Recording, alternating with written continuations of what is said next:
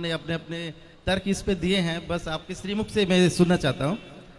कहते हैं कि हम सब एक भगवान की कठपुतली हैं, जैसे वो नचाते हैं हम नाचते चले जाते हैं। तो जो हम कर्म करते हैं, चाहे वो अच्छे कर्म कर रहे हो या बुरे कर्म करते हैं, उसमें भी भगवान की इच्छा होगी जिससे हम वो कर्म कर रहे हैं। तो जब हम कोई बुरा कर्म करते हैं तो उसका दंड हमें क्यों मिलता है सर? मेरा ये प्रश्न है।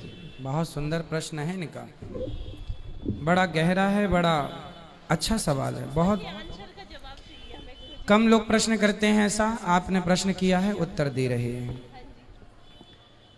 सारे काम भगवान करते हैं। कहते हैं ईश्वर की मर्जी के बिना पत्ता भी नहीं हिलता। तो जब सब भगवान करते हैं तो फिर पापी व्यक्ति क्यों है? बिल्कुल बिल्कुल, है ना। हमने चोरी की तो फिर हमने वो भी ईश्वर की मर्जी से की, क्योंकि सब ईश्वर की मर्जी से हो रहा है। ये सवाल है आपका। जी जी बिल्कुल। अब उत्तर के लिए आपसे ही मैं प्रश्न करूंगा। जी बिल्कुल। आपकी एक गाड़ी है, माना कि एक कार आपकी है और आप मालिक हैं, कार के मालिक। आपने एक ड्राइवर लगा रखा है जी। आपने ड्राइवर से कहा कि गाड़ी लेके स्टेशन चले जाओ, गाड़ी लेके एयरपोर्ट चले जाओ, गाड़ी लेके मार्केट चले जाओ। तो आप जो कहते हैं आपका ड्राइवर वहीं ले जाएगा गाड़ी। जी। गाड़ी आपकी मर्जी से चलती है, चलाता तो ड्राइवर है पर मर्जी आपकी है। सही है? जी बिल्कुल। आपने गाड़ी एयरपोर्ट के लिए रवाना की, जा बेटा मेरे गेस्ट आ रहे हैं, जाओ एयरपोर्ट से लेके आओ। ड्राइवर गाड़ी लेके चला, आपकी मर्जी से जा रहा है। जी जी। पर रास्ते में वो गाड़ी को किसी डिवाइडर से ठोक देता है, तो गाड़ी का एक्सीडेंट हो गया, गाड़ी का नुकसान हो गया, गाड़ी क्षतिग्रस्त हो गई। तो क्या ये आपकी मर्जी थी? जी नहीं।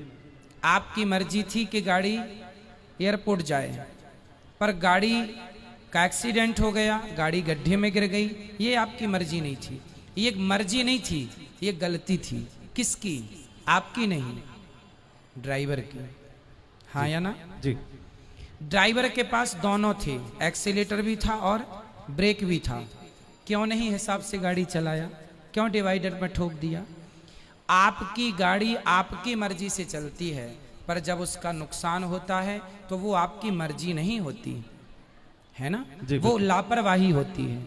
उसी प्रकार ये संसार भगवान की ओर से चल रहा है, मालिक भगवान है, हम लोग केवल ड्राइवर हैं। हमारे पास ईश्वर ने विवेक दे रखा है।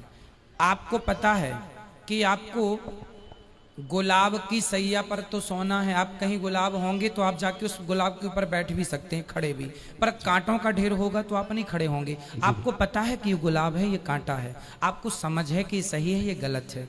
जब आपको समझ है तो आपने अपनी समझदारी से अपने मन को रोका क्यों नहीं गलत काम से? ईश्वर की मर्जी से संसार चल रहा है। आप और हम सबकी मर्जी में ईश्वर की मर्जी है, पर हम जो गलत निर्णय लेते हैं उसके लिए ईश्वर ने हमें स्वतंत्र, गाड़ी आपकी है, मालिक आप हैं, लेकिन ब्रेक एक्सीलेटर आपने ड्राइवर को सौंप रखा, भाई जहां जरूरत पड़े दबाते रहना।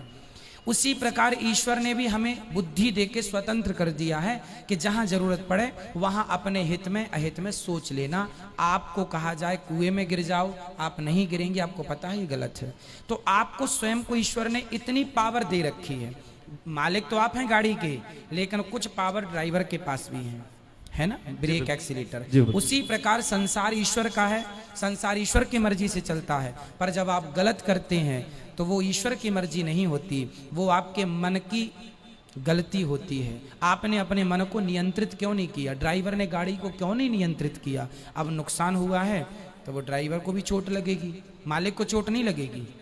भाई एक्सीडेंट हुआ है तो चोट, मालिक तो घर में बैठा है, मालिक तो परमात्मा है। अब तुम ही ड्राइवर हो तो तुम ही भोगो फिर। तो अपने अपने किए का दंड, ईश्वर की मर्जी से संसार चलता है, पर उन्होंने हमें सही गलत की सोच दे रखी। सही गलत क्या है वो पहचान दे रखी है। अब आप